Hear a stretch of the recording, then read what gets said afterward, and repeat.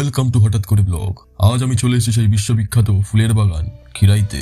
এখানে এসেই স্বাভাবিকভাবে আমি লোককে জ্বালাতন করা শুরু করলাম।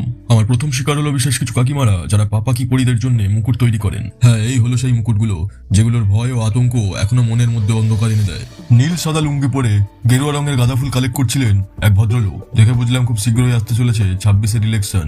হামেশার মতো লাল গোলাপের মার্কেট খারাপ থাকায় হাতে একটাই লাল গোলাপ পেয়েছিলেন দাদু, তাই মন খারাপ করে দাদু একাই দাঁড়িয়ে আছেন। চোখে পড়লো আরো অনেক রঙের ফুলের জোটবন্ধন। দেখে বুঝলাম বাগানটা গণতান্ত্রিক। কারা কারা প্রতি বছর এই বাগান দেখতে আসো এবং কত দূর থেকে আসো পারলে কমেন্ট করে জানাও।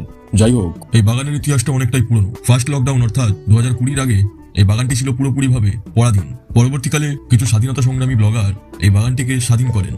যদিও বা ইস্ট খিরাই কোম্পানির কিছু মেম্বারকে মাথায় ফুলের মুকুট পরে ঘুরতে দেখা যায় এখনো পর্যন্ত।